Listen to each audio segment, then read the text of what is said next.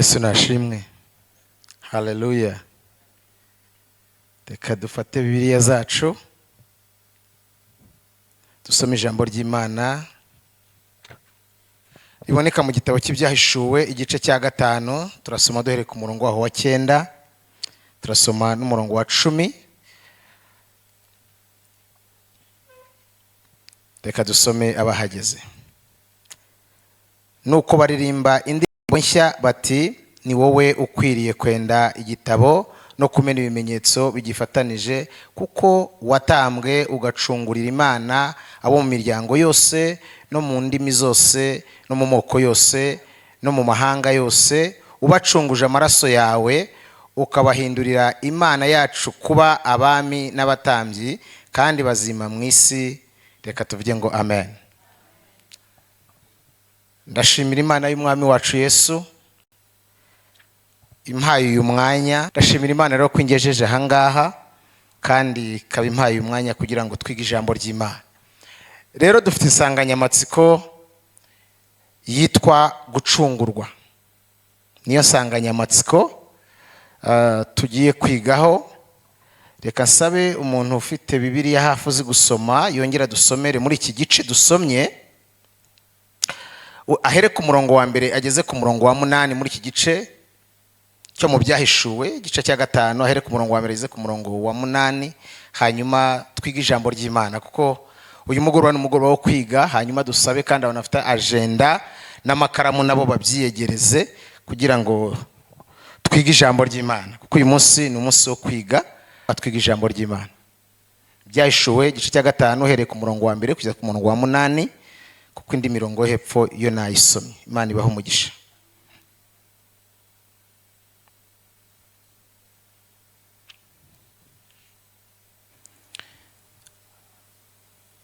Mbona iyicaye kuri ya ntebe, mbona n'ukuboko kw'iburyo, mbona iyicaye kuri ya ntebe igitabo mu kuboko kw'iburyo cyanditswe imbere n'inyuma, kandi gifatanyijwe ibimenyetso 7 by'ubushishi. Mbona marayika ukomeye abaririza n'ijwi rirenga ati, ninde ukwiriye kubumbura kiriya gitabo no kumena ibimenyetso bigifatanije? Amen. Geza ku murongo wa 8. Ntihagira uwo mu ijuru cyangwa uwo mu isi cyangwa uw'ikuzimu ubasha kubumbura icyo gitabo cyangwa kukireba. Nuko ndizwa cyane nuko hatabonetse ukwiriye kubumbura icyo gitabo habe no kukireba.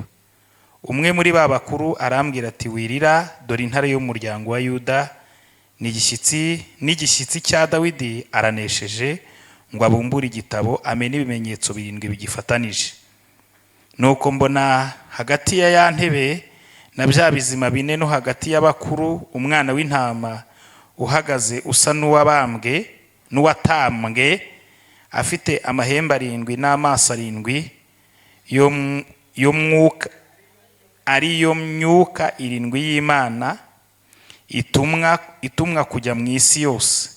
Araza kura cya gitabo mu kuboko kw'iburyo kwicaye kuri ya ntebe. Amaze kwenda icyo gitabo, bya bizima 4 n'abakuru 24 bikubita imbere y'umwana w'intama bafite inanga n'izabza n'izahabu zuzuye imibavu, ariyo masengesho y'abera.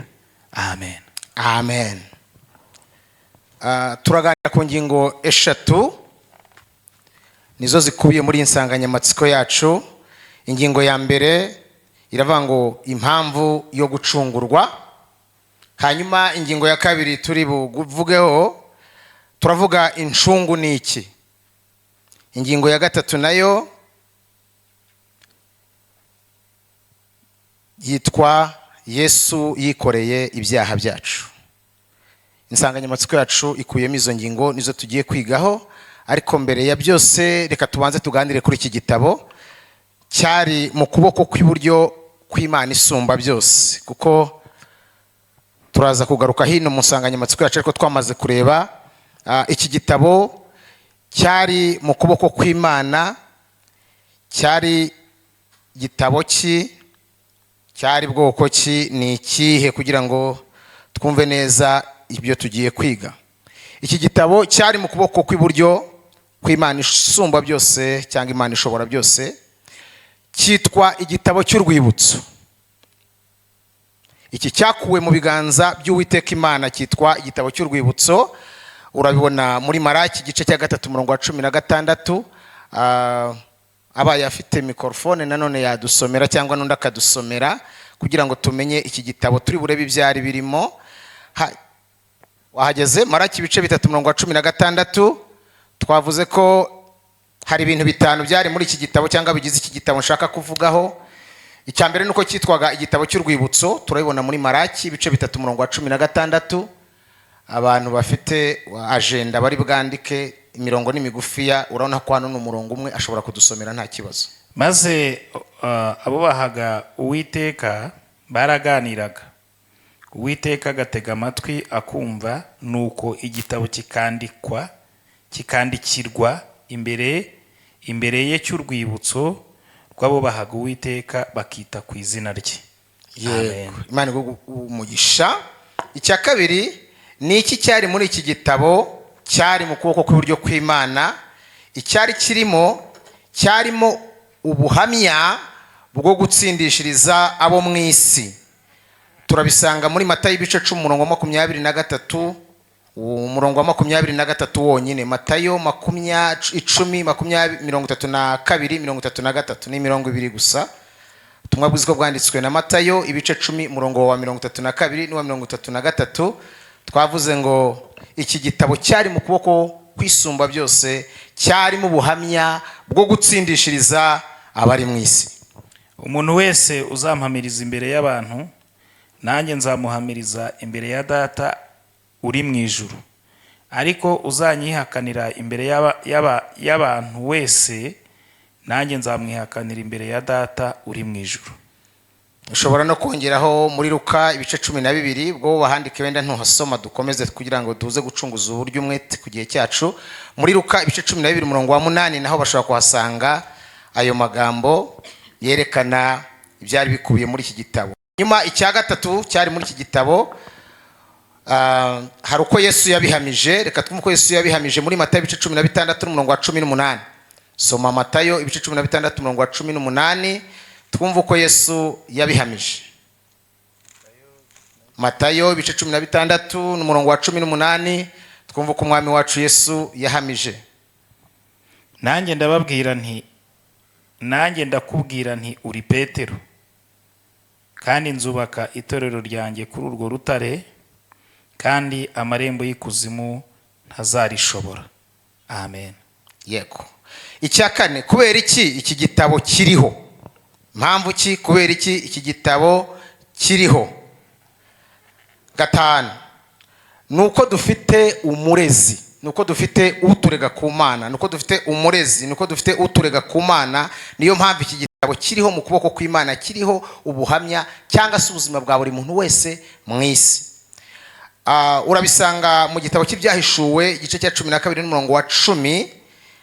Naho hadusomere Ibyahishuwe igice cya 12 n'umurongo wa 10, turebe uburyo dufite umurezi. Hakaba hari igitabo kirimo buri mateka na buri buzima bwose bw'umuntu. Numva ijwi rirenga rivugira mu ijuru riti, noneho agakiza karasohoye, gasohoranye n'ubushobozi n'ubwami bw'Imana yacu n'ubutware bwa Kristo wayo, kuko umurezi wa bene Data ajugunywe hasi, wahoraga abarega ku manywa na nijoro imbere y'Imana yacu. Amen. Umugisha. Mushobora no gusoma muri Yobu igice cya mbere umurongo wa 6 kugeza ku murongo wa 11, ariko ntuhasome. Iki gitabo cyari mu kuboko kw'Imana. Buriya mu bintu Satani akora iteka ryose ashinja Imana ko ari Imana icurwa kibera, donc ibera. Niba Satani agiye kurega Celestine imbere y'Imana, haba hari cya gitabo cyanditsemo uko Celestine yabayeho n'ubuzima bwe bwose n'ibihamya byose by'imibereho ye. ibyo nakiraniwe, aho nagize intege nke, aho nagize imbaraga, uko nanesheje kuva mu bihe byose by'itorero. Ubuzima bwa buri muntu burandikwa bugashyirwa muri iki gitabo. Iyo Satani rero azamuye ibirego, Imana izana igitabo cyanditsemo buri kantu kose, ku buryo marayika ushinzwe ubuzima bw'umuntu yandika buri munsi. Ntabwo ikaramu ya marayika ushinzwe ubuzima bwa buri muntu igisobwa na rimwe kwandika buri mateka na buri buzima bwawe uko wabayeho. Iyo Satani ajyanye ibirego bye rero, marayika agaragaza cya gitabo kuko cyanditsemo buri buhamya. Ushobora no kwibona mu ndirimbo y'Ijana na 20 aho uyu muririmbyi yavuze ngo Satani, Yesu yambonyeho amaraso ye ntanyita ukiranirwa, ahubwo anyita umukiranutsi. Kuko iteka ryose Satani azanye ibyaha byacu, atangiye kuturega, Imana igaragaza cya gitabo buri gihe kuko cyanditsemo ubuhamya bwo gutsindishiriza abantu, aho twagize imbaraga naho twagize intege nke. Imana ishimwe cyane. Twashaka kuvuga kuri iki gitabo marayika yakuye mu kiganza cy'Imana n'ibyari byanditsemo. Reka tugaruke ku nsanganyamatsiko yacu, gucungurwa. Kubera iki twari dukwiye gucungurwa? Turajya mu Itangiriro igice cya 2 n'umurongo wa 7, aho turareba ibyabereye mu busitani bwa Edeni cyangwa se mu ngobyi ya Edeni. Itangiriro ibice byaho 2 n'umurongo waho wa 7, udusomero ugeze ku murongo wa 9, twumve impamvu yo gucungurwa. Hari impamvu umuntu yagombaga gucungurwa.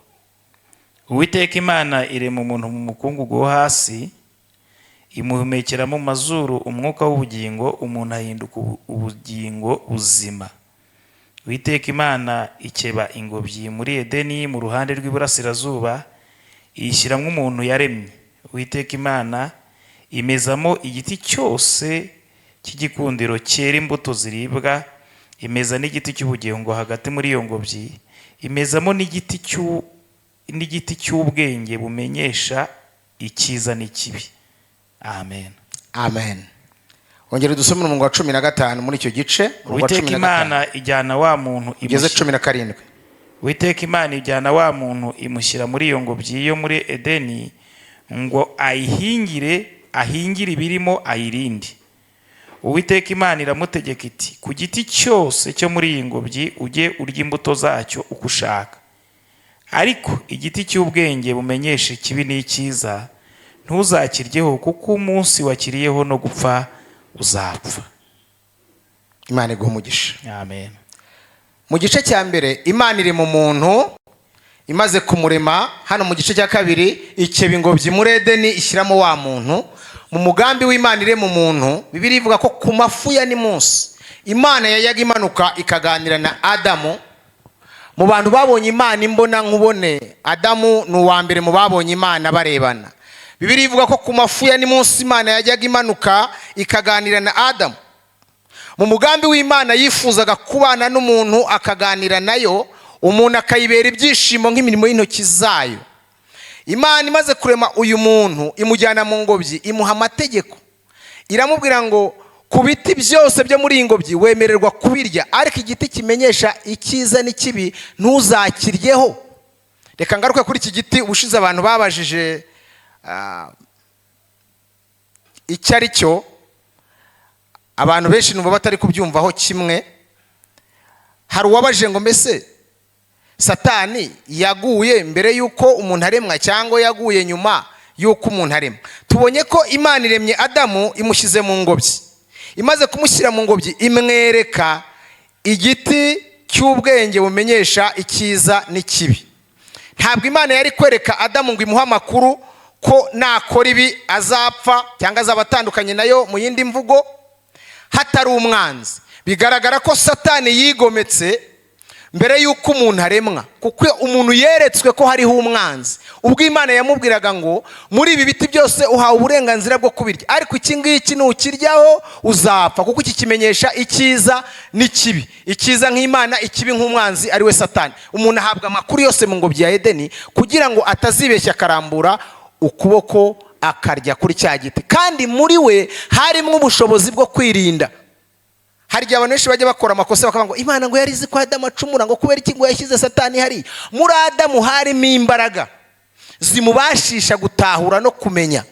Umugabo wa 6 z'uburebure akagira 4 z'ubugari, yari umugabo wuzuye ubwenge bwinshi cyane. Yarebaga ifarashi akamenya icyo ihaka, yarebaga isha akamenya icyo ihaka. Yari yuzuye ubwenge bwose n'ubumana bukomeye mbere yuko akora icyaha akumvira Satani, akarambura ukuboko agakora kuri cya giti. Umugambi w'Imana wo kubana n'umuntu no kujya ireba imirimo y'intoki zayo, Satani ashaka kuwugwabiza kuko yari ashyize ubwanzi hagati y'umuntu n'Imana, atambikamo ubwo bwanzi ngo umugambi w'Imana wugwabize. Muri rwa rukundo rw'Imana dusoma buri munsi, twiga buri munsi, Imana ikomeza umugambi wayo kuri uwo muntu. Niyo mpamvu yagombaga gupanga gahunda yo gucungura. Imana ishimwe cyane. Byagenze gute? Mu gitabo cy'Itangiriro muri bibona hano mu gice cya 3, usomye umurongo waho wa 21 haravuga ngo Uwiteka Imana, ibice 3 umurongo waho wa 20 haravuga ngo 21, Uwiteka Imana iremera Adamu n'umugore we imyambaro y'impu irayibambika. Aya magambo asobanuye iki? Adamu amaze kurambura ukuboko, Bibiliya yavuga ngo amaso yabo bombi yarahweje babona bambaye ubusa. Icyo bakoze ni iki? Ntabwo bigeze bahagarara ngo bategereze icyo Imana iri bukore kuri bo. Bibiliya yavuga ngo baragiye bidodera ubucocero, biremera imyambaro mu bibabi by'imitini. Byari bishatse kuvuga iki? Adamu yari ashatse guhisha icyamubayeho. Satani yamwoheje guhisha icyamubayeho. Yihangira gukiranuka kuko yari yambaye ubwiza bw'Imana, ntiyamenyaga ko yambaye ubusa. Ariko amaze kwiyambura ubwiza bw'Imana abona ko yambaye ubusa, ko yari yatandukanye n'Imana. Gutandukana n'Imana egare gupfa. Noneho aravuga ngo reka jyeweho nihimbire gukiranuka, yidodera ubucocero. Mu rukundo rw'Imana ibona ko bidakwiriye, ifata inyamaswa, iyo nyamaswa iricwa, maraso yayo yarameneka. Biravuga ngo Imana yongera kubambika. Cyari ikimenyetso cyerekana yuko mu muntu ntabwo yakwikuramo gukiranirwa kwe ngo gukurweho hatamenetse amaraso. Hari uwumvise iryo jambo ngo avuge ngo amina? Ntabwo mu muntu ashobora kwishakamo igitambo cyamuhesha kuba umukiranutsi. Nta mirimo y'umuntu yamuhesha gukiranuka, ahubwo ukuboko kw'Imana niko guhesha abantu gukiranuka. Nicyo cyatumye Imana imukorera icyo atari gushobora, igenda ishaka imyambaro ikomoka mu maraso iramwambika. Haleluya. Yari ikimenyetso n'ishusho y'imirimo y'Imana kuko niyo gukiranuka kwacu. Yamwambitse gukiranuka kwayo amaze kwiyonona. Ibyo yari yihimbiye byose Imana yabonye ko ari ubushwambagara. Niyo mpamvu birivuga ngo yidodeye iki? Ubucocero. Imana itugire neza cyane. Imana yifuzaga gusabana n'umuntu. Uwo mugambi wo gusabana n'umuntu niwo watumye Imana irwana intambara yo kugira ngo Satani atagwabiza umugambi w'ubusabane bwe n'umuntu. Adamu waganiraga n'Imana, Adamu wavuganaga n'Imana mu mafu ya nimunsi. Nimusoma ku murongo wa 8 muri iki gice, Adamu wajyaga wumva Imana iza, akimara gucumura yatangiye kumva imirindi. Ubundi imirindi niyo umugizi wa nabi. Ntabwo umukunzi wawe wakumva imirindi ye, kuko Bibiliya ntigaragaza ko kera iyo yamusuraga yumvaga imirindi. Ariko ubwanzi bumaze gushyirwaho hagati ya Adamu n'Imana, yatangiye kumva imirindi. Bibiliya iravuga ngo Adamu aravuga ngo numvise imirindi yawe ndiruka ndahunga. Ariko mbere ntiyahungaga. Icyaha ni ikigome. Murumva hatariho impamvu yo gucungurwa? Hariho impamvu yo gucungurwa kugira ngo uyu muntu wumva Imana akikanga akiruka. Hagombaga gukorwa uburyo bwose uyu muntu atazongera guhunga Imana. Icyaha ni ikigome. Niki cyabaye Adamu amaze gukora icyaha? Nako nkagarukeho. Adamu amaze gukora icyaha, isi yarahindutse. Ibyaremwe byose byahuye n'ingorane Adamu akimara gukora ibyaha. Inyamaswa nibwo zize kuryana, ubundi yabanaga nazo zitangira kumuhunga. Icyaha gicengera no mu byaremwe byose. Za nyamaswa yisanzuragaho, ibyaremwe yisanzuragaho, amatovu n'ibikeri n'ibindi byose bitangira kumera ku isi. Icyaha cyazaniye isi amakuba n'akaga n'uburushyi bukomeye. Ni Imana yababwiye ngo gututubikana k'umugabo niko kuzamuhesha umutsima, umugore azabyara babara. Ibyo bintu byose twaracunguwe, ariko ibyo bintu ntabwo turabicungurwa. Mwabyumvise? Tuzabicungurwa burundu ariko Kristo agarutse. Nibwo umugore azajya kanko agasanga yabyaye nta bibazo bihari. Niyo icyo gihe nibwo ibitovu bitazongera kumera, icyo gihe nibwo umugabo atazongera kwiyuha icyuya.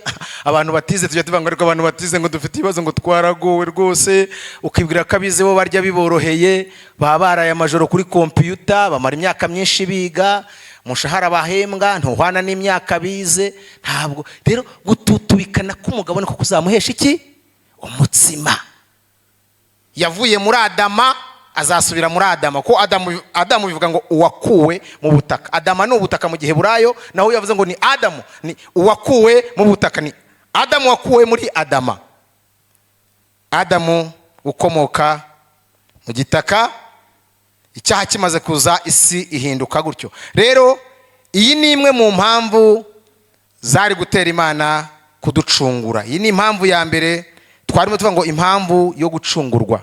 Icyatumye ducungurwa nuko hagati y'umuntu n'Imana haje ubwanzi bukomotse mu gushukwa kwe, nawe akumvira ubwo bwami bw'umwijima, bigatera ubuzima bwe akaga. Mu gice cya gatatu mu itangiriro, uhereye ku murongo wa mbere kugera ku murongo wa 13, uzahasangwa kugwa kwa muntu mu buryo bwuzuye, uburyo umuntu yatandukanye n'Imana n'ibyakurikiyeho byose, umuntu agahinduka icyaha mu maso y'Imana. Ariko imbabazi zayo zari ziteganyijwe ko zizamugirirwa, akazongera kungwa n'Imana, akongera gusubirana ubusabane n'Imana. Umugambi w'Imana nubwo byagenze gutya ntabwo wigeze uhagarara.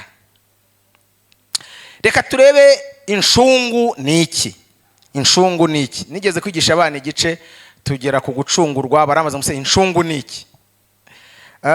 Hari umugani w'ikinyarwanda uvuga ngo ibyaye amamasa yicungura amarago.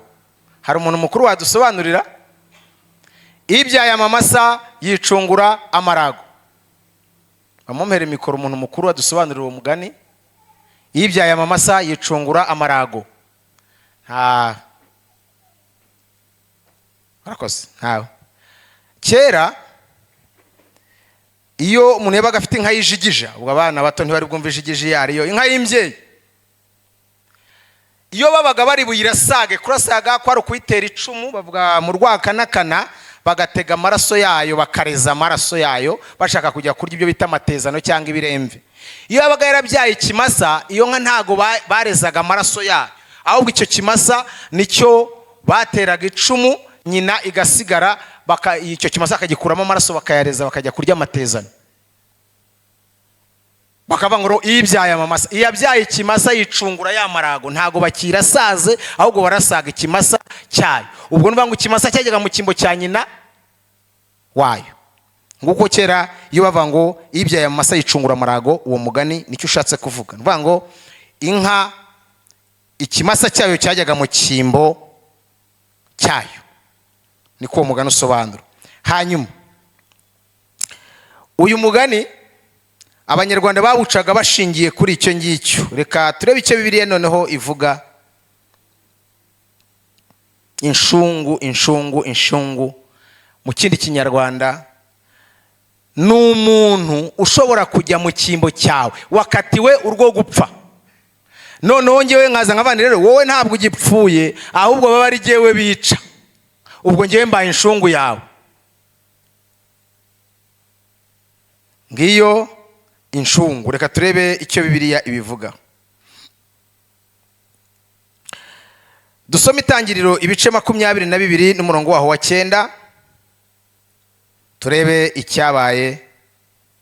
Itangiriro ibice 22 umurongo wa 9 ugeze wa 13. Tabo cya mbere cya Mose cyitwa Itangiriro ibice 22 n'umurongo waho wa 9 ugeze wa 13.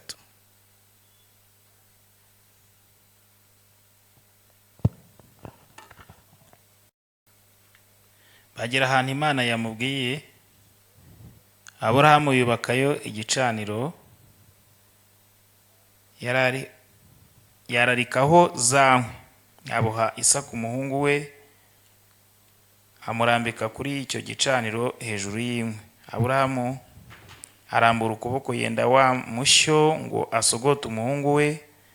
Marayika w'Uwiteka amuhamagara ari mu ijuru ati, Aburahamu, Aburahamu. Aritaba ati, karame. Aramubwira ati, ntukoze ukuboko kuri uwo muhungu, ntugire icyo umutwara, kuko umenye yuko ubaha Imana kuko utanyimye umwana wawe w'ikinege. Aburahamu yubura amaso arareba, abona inyuma ye imfizi y'intama, amahembe yayo yafashwe mu gihuru. Aburahamu yenda ya ntama, ayitambaho igitambo cyoswa mu cyimbo cy'umuhungu we. Aburahamu yita aho hantu Yehova Yire, nk'uko bavuga na bugingo n'ubu bati ku musozi w'Imana kizabonwa. Amen. Amen. Twumvise inkuru ya Aburahamu. Imana imutegetse kujya gutamba Isaka umuhungu we. Aragenda atunganya iby'igicaniro, fata umwana we aramuboha. Umusore yicisha bugufi aremera, amurambika ku gitambo, kandi yagomba kuba igitambo cyoswa. Yagombaga kumukerera, amara kumukerera amaraso akavamo, akamukuramo ibyo mu nda, akamutunganya agatwika karangira. Arangije mu gihe amanitse ukuboko, marayika w'Imana avugira mu ijuru ngo sigaho, mbonye ko ukunda Uwiteka Imana, uwo mwana we ntugire icyo umutwara. Biriya yavuze ngo arebye inyuma abona iki? Abona imfizi y'intama yafashwe mu gihuru. Aragenda arayizana, ayitamba mu cyimbo cyande cya Isaka. Ubwo Isaka yacunguwe n'icyaho hantu, mu cyimbo cye hagiye ngiyi inshungu. Reka tuvuge ngo amen. Intama ipfa mu cyimbo cya Isaka. Ibiramucunguye. Iyo ataza kwibona ngo numva ijwi yari kumurangiza, si byose? Aha, aba aramucunguye. Ngiyo inshungu rero. Umuntu akwaza ngo inshungu ni iki? Samubwire ngo inshungu ni ikintu kigenda mu cyimbo cy'ikindi,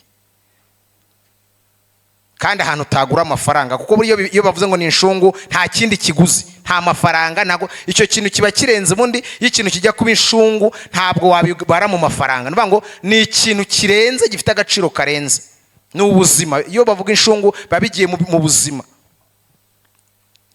Hari impamvu rero yo gucungurwa k'umuntu, nicyo turiho. Impamvu yo gucungurwa n'inshungu tumaze kureba. Inshungu ni iki? Reka turebe noneho Yesu wahindutse inshungu yacu, akaducungura, akikorera ibyaha byacu, akikorera ubujura, akikorera ubusinzi, akikorera amagambo mabi abantu bavuga, byose akemera guhinduka byo bikajya ku mutwe we. Yakoze ikintu gikomeye. Yesu yikoreye ibyaha byacu. Reka turebe uburyo Yesu yikoreye ibyaha byacu. Badusomere nanone kandi mu gitabo cy'Abalewi ibice 16 n'umurongo wa 20. Gitabo cy'Abalewi tugiye kureba uko Yesu yikoreye ibyaha byacu. Abalewi ibice 16 n'umurongo wa 20 ugeze ku murongo wa 22. Amaze guhongerera ahera n'ihema ry'ibonaniro n'igicaniro, amurike ya hene nzima. Aroni arambike ibiganza bye byombi mu gahanga, mu ruhanga rw'iyo hene nzima, yaturire hejuru yayo gukiranirwa kw'Abisirayeli kose n'ibicumuro byabo byose, ibyaha bakoze byose abishyire mu ruhanga rw'iyo hene. Ayihe umuntu witeguriye ibyo ngo ayijyane, wateguriye ibyo ngo ayijyane mu butayu. Iyo hene ijye ahatagira abantu, yikoreye gukiranirwa kwabo kose, umuntu ayirekurire mu butayu. Aroni yinjire mu ihema ry'ibonaniro, yiyambure ya myambaro y'ibitare yambaye, agiye kwinjira ahera ayisigeyo. Warenze? Wari wavuze kugera 22. Hageze naho. Imana iguha umugisha. Iki gitambo bakitaga mu gihe Burayi bakitaga zezeri. Iki gitambo, iyi hene imeze itya, Imana yategetse Aroni ko mu gihe cyo gutamba iyatambwaga rimwe mu mwaka. Nivuga ngo ibyaha byose Abisirayeli bakoze mu mwaka, umutambyi yaragendaga agafata iyo hene, hakaba hari umuntu witeguye uzajya kuyohera mu butayu, none akarambikaho ibiganza bye, abisirayeli bose bakerekeza ibiganza kuri ya hene, ibyaha byabo byose bakabikurira muri ya hene.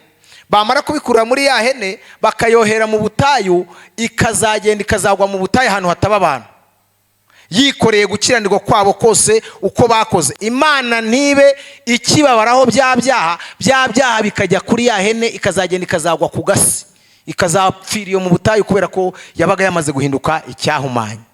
Twavuze ngo umwami wacu Yesu yikoreye ibyaha byacu, niwe shungu yacu. Imana nihimbazwe. Umwami Yesu yemeye guhinduka Zezeri, yemeye guhinduka nk'ishusho y'iki gitambo cyatambwaga rimwe mu mwaka gitambirwa ibyaha by'Abisirayeli bakoze byose, abagore n'abagabo n'abana bose, ibyaha byabo rimwe mu mwaka byashyirwaga ku gahanga k'iyi hene, igahabwa igihano cyo kujya mu butayu ikazerera. Kandi mbibutse ko, ngaruke ku kantu gatoya, iyi hene nanone yashushanyaga Satani mu gihe cy'iherezo ry'icyaha. Ibyaha byose byakozwe bizasubizwa kuri nyirabyo wabizanye mu isi, acirwa urubanza ruheruka. Iryo ni naryo herezo ry'icyaha. Ibyaha byose byakozwe uhereye ku gihe cya Adamu kuzagera igihe Yesu azaba agarutse, itorero rizamutse rikagaruka mu isi guca urubanza. Ibyaha byose byakozwe bizasubizwa nyirabyo Satani, ushushanywa n'iriya hene yajugunywaga mu butayu. Hanyuma Satani ahanwe igihano cy'ibyaha byose, ko niwe soko y'icyaha wakizanye mu isi. Uretse abazamuyoboka bakamukorera, ariko ubundi umugambi w'Imana, ngira ngo niko Yesu yanavuze muri Yohana 10, yaravuze ngo yaraje ngo zose zigire gute? Zibone ubugingo kandi icyazanye Yesu ni ukugira ngo hatagira umuntu n'umwe urimbuka, ahubwo Satani azasubizwa ibyaha bye wabizanye bimujye ku mutwe, ajye guhanwa igihano cyabyo. Ubundi iyo niyo misiyo y'Imana, ntishaka ko hari umuntu n'umwe warimbuka. Nicyo cyatumye itanga Yesu. Yifuzaga ko uko iyi hene yashyirwagaho ibyaha by'abari mu isi, ari nako Satani azongera gusubizwa ibyaha yazanye mu isi bikamujya ku mutwe, akajya guhabwa igihano cy'ibyaha byose yazanye muri iyi si. Uretse abazamuyoboka bakamukorera, ariko ubundi Imana nta gahunda ifite yo kurimbura abantu, ntayihari rwose. Kereka uzanga kwandikira igitambo cy'i Karuvari akemera kuyoboka bosi wazanye icyaha, ariko ubundi mugambi w'Imana ntifuza ko hari umuntu n'umwe warimbuka. Nicyo cyatumye Yesu avuga ngo yaraje kugira ngo zose zibone ubugingo kandi bwinshi. Reka tuvuge ngo amen. Yesu rero yikoreye ibyaha byacu gute?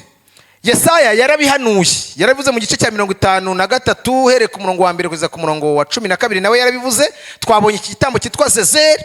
Yesu yemeye kwikorera ibyaha by'abari mu isi bose, yemera guhanwa igihano twari guhanwa, urubyaro rwa Adamu. Nk'uko ijambo rivuga ngo bose bakoze ibyaha, muri Adamu ntibashyikira ubwiza bw'Imana. Twese turi urubyaro rwa Adamu, turi amaraso ya Adamu. Ariko kandi Imana ishyiraho undi mugambi mushya, duherutse no kubyiga, ishyiraho undi mugambi mushya wo kugira ngo ubu bwanzi Satani yashyize hagati y'umuntu n'Imana bukurwemo na Kristo ku bantu bemera kumwizera kandi bakumvira amategeko n'amateka yiwe.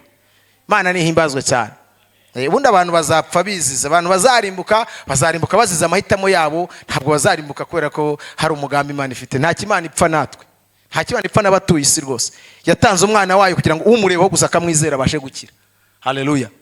Abonera ubugingo buhoraho muri Yesu Kristo. Rero Yesu yemeye kwikorera ibyaha byacu. Nicyo cyatumye avuga ngo mwese abarushye n'abaremerewe, abaruhijwe n'ibyaha, abaruhijwe na Satani, bose nibaze rwose bemere kuba umugaragu wa Kristo, bamwigireho. Doko atera intambwe natwe dutera indi, tubashe gukira akaga n'ibihano bizahabwa Satani n'abemeye kumwumvira.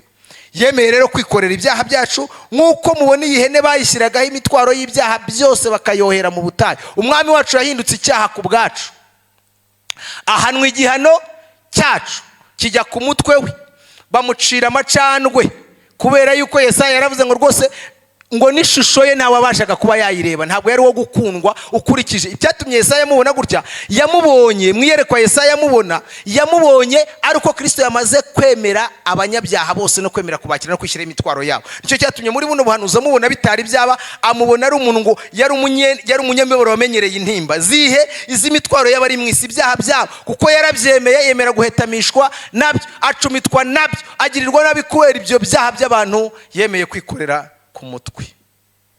Abamwizeye reka tuvuge ngo amen. uyu niwe nshungu yacu, yemeye kwikorera ibyaha byacu, bishyirwa ku mutwe we, bishyirwa ku ruhanga rwe, ndetse igihano cyabyo cyari kumumanika mu mayira abiri ngo uhanyuze wese arebe ko yakozwe n'isoni. Yabambanywe n'abajura, cyari ikimenyetso cyerekana ko bamufataga nk'umugome urengeje abandi, kuko yari yarishyizeho ibyaha byacu, yari yarishyizeho imitwaro yacu, yari yarishyizeho amafuti yacu yose, arayemera, aravuga ngo ugiye mu mpana igihano cy'abatuye isi bose. Tugarutse mu gice cya 5 cy'ibyahishuwe, mu bintu byarijije Yohana, kiriya gice cya 5 muri kigaragaza inama y'agakiza. Mu bintu byarijije Yohana nuko habuze umuntu n'umwe wo kubumbura kiriya gitabo wakwemera kuzahagarara agatanga ubuhamya, akavuga ati Celestine ni ukuri yaje kwakira ubutumwa bwiza, arahinduka bicyaremwe gishya. Habuze n'umwe wazahagarara imbere y'umuntu. Icyo cyatumye marayika amubwira ngo wirira Yohana, mbonye intare yo mu muryango wa Yuda. Ngo mu ijuru habaye akayubi. Yohana akimara kugira iyerekwa bibona mu byo yabonye, habuze n'umwe, ngo mu ijuru habaye akayubi, abantu bose bagwa mu kantu. Byaremwe byo mu ijuru byose bisa naho bicuza umwijima, haba umwijima ukomeye. Icyo cyatumye Yohana arira, abona nta muntu n'umwe wo guhamiriza ikiremwa muntu cyangwa urubyaro rwa Adamu, abona nta n'umwe wo kuruvugira muri ako kanya. Ariko akihebye abona intare yo mu muryango wa Yuda. Aratambuka aravuga ati bo ibyo ari byo byose hari umurezi wa bene data, ariko hano hari igitabo wanasifiwe kirimo imbabazi, cyanditsemo imbabazi, cyanditsemo urukundo. Mu gihe cy'urubanza rwo mu ijuru, iyo Satani ashatse kugira ibyo avuga, igitabo kirabumburwa, ubuzima bwawe bugasomwa. Kuko Satani arega Imana ko ibera abantu cyangwa se amategeko yashyizeho aremerera abatuye mu isi, ariko Imana ikagaragaza igitabo n'ubuzima bw'umuntu. Niyo mpamvu mu gihe cy'urubanza abantu bose ibyabo bazabibona nka sinema, nta muntu uzahishwa uko yabayeho. Ubuzima bwacu buzatambuka nka sinema imbere y'Imana, kuko Imana ni umucamanza utabera. Buri wese ubuzima bwe bwose buzagaragara nk'uko tubibona hariya kuri taburo, buri wese asome, ku buryo Satani ntacyo azasigara yireguza imbere y'Imana avuga ngo warababereye cyangwa watanze ibiremereye batari gushobora. Imana yacu tugire neza cyane. Yohana ahumurizwa na marayika kuko yabonye yuko Yesu Kristo umwana w'Imana atambutse kugira ngo yakire, azahinduke umuhamya, azahinduke utuvugira, azahinduke udutangira ubuhamya imbere ya Se no mu rubanza rwo mu ijuru, no mu rubanza igitoro rigarutse mu isi. Yesu azaba afite kino gitabo. Niyo mpamvu handitsemo ubuzima bwacu muri iki gitabo. Hanyuma rero kopi yacyo ni ugushyirwa mu gitabo cy'ubugingo. Nyuma yo kugenzura, abacamanza bashinzwe kureba uko twabayeho nuko twagenzuye, ahangaha niho bakura raporo ivuga ngo Celestine guhere mu kwezi kwa mbere yakiriye ubutumwa bwiza, kigihe yarihannye, kigihe yagira intege nke, aha yaranesheje rwose. Ibirego Satani arega nta shingiro bifite, kubera yuko yarizeye, amaze kwizera aratsindishirizwa. Mana nihimbazwe cyane. Rero niwumva ibishinja bije, Satani azanye ibishinja mu mutima, ujye umubwira ngo hari igitabo cyanditsemo ubuhamya bwo kumpamiriza. Mfite umpamiriza. Muri mbyini ko yavuze, mfite umuntu umvugira, ni umukuru w'abatambye kandi yitwa Rukundo, kuko nemeye icyo gitambo. Haleluya. Nkakizera, nkizera amaraso yamenetse, umutima wanjye ukayizera.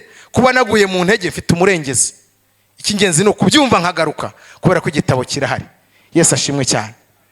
Marayika ureba imitima yacu, azi intege nke zacu, azi neza ibyo duhitamo, amahitamo yacu arayazi. Iyo ari meza cyangwa ari mabi, buri kintu cyose kirandikwa.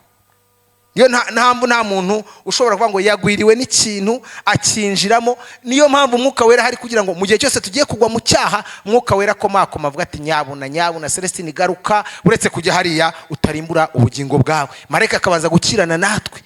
Nzagiye ko umuntu akubwira ngo ngiye gukora kiriya, ngo numva umutima urambwiye. Umutima ni inyama, ntabwo uvuga. Mwuka Wera ahubwo yambujije. Umutima ni inyama, ntuvuga, ahubwo Mwuka Wera uba muri wowe. Haleluya. Arakubuza, ariko akabigiye upushinga. Mwibuke ko Kayini yarapushinze. Mwitangira ibice 4:6 yarapushinze. Imana yamubwiye ngo Kayini, ibyaha bye tugatukira ku rugi rw'umutima wawe, kandi ni wowe byifuza, ariko ukwiye kubitegeka. Mutekereze ko Kayini muri kiriya gihe atekereza gukora icyaha, yari agifite ubutware bwo gutegeka icyaha. Yesu nahimbazwe. Mu bintu Imana itakuye mu muntu ni imbaraga zo gutegeka amahitamo ye. Yesu ashimwe cyane. amahitamo y'umuntu. Niyo mpamvu nshuti z'umusaraba mu nyumva, amahitamo yawe ni ntavogerwa. Nta muntu ukwiriye kwicara hejuru y'amahitamo yawe, nushaka uzayapfire, kuko mu bintu tuzacirwa mu rubanza ni amahitamo yacu. Yesu ashimwe cyane. Kayini yakoresheje amahitamo ye, Imana iramuburira, iramubwira ati Kayini rwose ibyaha biri tugatuga, ni wowe byifuza ariko ukwiye kubitegeka. Ariko arenga kuri iryo jwi ryamubwiye, niyo mbuzi, arambura ukuboko yica murumuna we. Imana itugirire neza cyane. Nadusomere muri Yesaya ibice 53 n'umurongo wa mbere ageze ku murongo wa 12, hanyuma tuvugeho gatoya, hanyuma dusubike, hanyuma abantu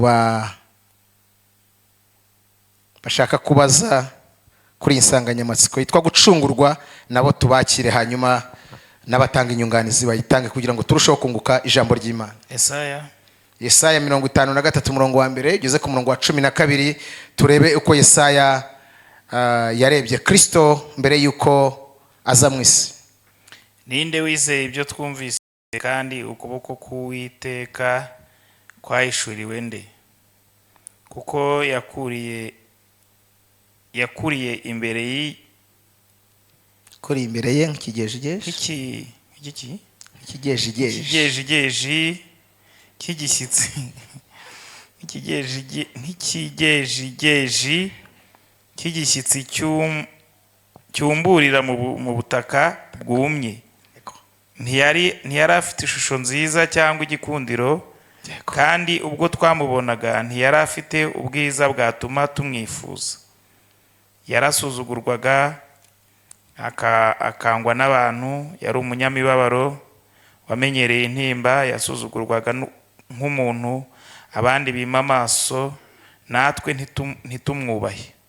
Ni ukuri intimba zacu nizo yishyizeho, imibabaro yacu niyo yikoreye, ariko twebweho twamutekereje nk'uwakubiswe n'Imana, agacumitwa nayo, agahetamishwa n'imibabaro. Nyamara ibicumuro byacu nibyo yacumitiwe, yashenjaguriwe gukiranirwa kwacu, igihano kiduhesha amahoro cyari kuri we, kandi imibyimba ye niyo adukirisha. Twese twayobye nk'intama zizimiye, twese twabaye intatane, Uwiteka amushyiraho gukiranirwa kwacu twese. Yararenganye ariko yicisha bugufi, ntiyabumbura akanwa ke, amera nk'umwana w'intama bajyanye kubaga, cyangwa nk'uko intama acecekera imbere y'abayikemura, niko atabumbuye akanwa ke. Guhemurwa no gucirwaho iteka nibyo byamukujeho mu b'igihe cye. Ninde witayeho ko yakunzwe mu isi y'abazima, akaba yarakubitiwe ibicumuro by'ubwo bwoko bwe? Bategetse ko ahambanwa n'abanyabyaha, yari kumwe n'umutunzi mu rupfu rwe, nubwo atagiraga urugomo kandi ntagire uburyarya mu kanwa ke. Ariko Uwiteka yashimye kumushenjagura, yaramubabaje. Ubwo ubugingo bwe buzitambaho igitambo cyo gukuraho ibyaha, azabona urubyaro, azarama. Ibyo Uwiteka ashaka bizasohozwa neza n'ukuboko kwe. Azabona ibituruka mu bise by'ubugingo bwe, bimwishimishe, bimuhaze.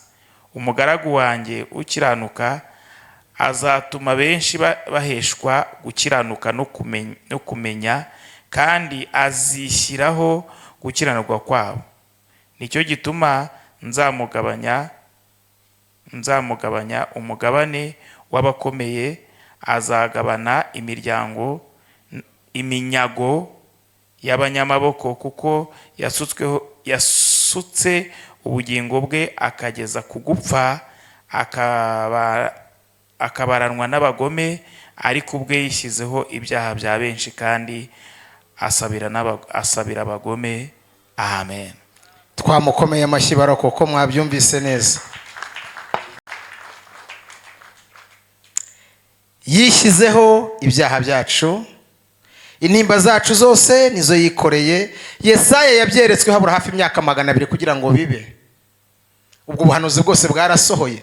Uko Yesaya yamubonye niko mu rupfu rwe byagenze, mu rukiko, mu rubanza, inzira y'umusaraba. Murona Yesaya yarayeretswe, arabibona uko abayuda bazamusuzugura, uko bazamucira mu maso, uko abantu bazamwanga. Uko niko Yesu byamugendekeye. Dutegereje ubuhanuzi rero bw'igihe azaba agiye guhabwa ibihembo by'uko yarwanye, mu gihe azaba amaze kwima ingoma, agiye guhabwa ibyasezeranijwe. Niyo mpamvu niho tugana. Yesu ashimwe cyane.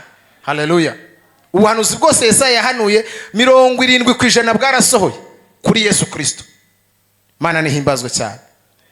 Dutegereje rero cya gitondo cyiza cy'igihe azaba agarutse, kuko ubu niho tureba n'ibintu abangombwa dukwiye kuba ariho twiga cyane kugira ngo twitegure. Yesu ashimwe cyane. Yesaya yavuze uko azaza ameze, avuga uko azabaho mu isi, avuga uburyo azasuzugurwa, avuga uburyo bazamutuka. Ibi byose uko byamubaye mu nzira y'umusaraba, Yesaya yari yarabihanuye bitari byabo. Bihinduka bityo, biba bityo. Umwami wacu yikoreye ibyaha byacu. Nugenda ugenda n'urupfu rwa Kristo mu mutima, Imana ihimbazwe cyane, bizatuma utamucumuraho. Umuhanga umwe yaravuze ngo igitonyanga kimwe cy'amaraso ya Yesu, kimwe gusa muyajojobye, uwafata banke zose zo mu isi akazihuza, akazigura mu mayero, akazegeranya, akazivunja mu mayero, amafaranga yose akayavunja mu mayero, ntabwo ikiguzi cy'igitonyanga cy'amaraso ya Yesu cyabasha kubona ikiguzi muri iyi si. Twakowe amaraso y'igiciro. Yesu ahimbazwe cyane. Kuko umugambi w'Imana wari wo kubana n'umuntu, imirimo y'intoki zayo ikamubona nk'uko yari yaragambiriye. Ubwo yavuga ngo tureme umuntu ase natwe, agire kamere y'Imana. Adamu ataracumura afite kamere y'ubumana, yari Imana mu buryo bwuzuye kubera ko yamenyaga byose.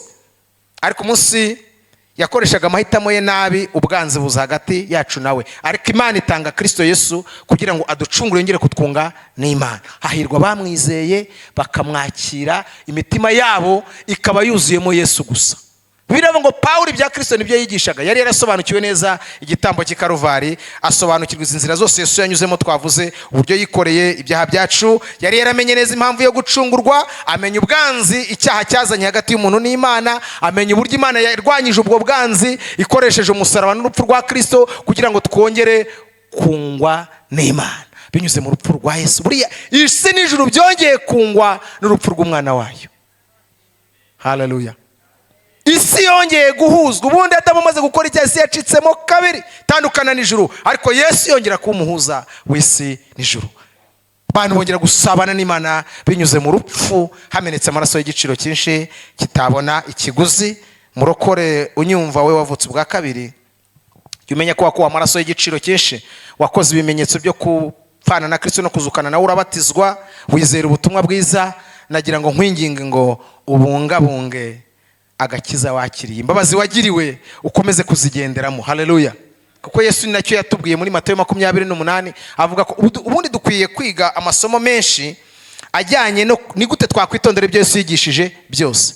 Nibihe dukwiye kwitondera? A B C D. Nibi cyo umuntu wavutse ubwa kabiri akwiye kwitondera, kuko ntago tukira abanyagice, ahubwo dukwiye kwiga ibyo tugomba kwitondera, ibyo dukwiye kwihanganira muri iyi nzira y'abamwemeye. Ese abatubanjije banyuze muri iyi nzira, impatanwa banyuzemo nizi kugira ngo batsinde byagenze gute? Ese twebwe nibiki bizatubaho? Ese yasize avuze ngo iki? Ese abamwizeye bazanyura muri iyi nzira? Dukwiye nanone kwerekeza amaso yacu mu byo yavuze kugira ngo ibitubayeho byose tubashe kwihangana nk'uko yihanganiye ubwanzi bw'abatuye isi, akemera kubacungura batamukunda. Tumuzamurire amaboko. Haleluya.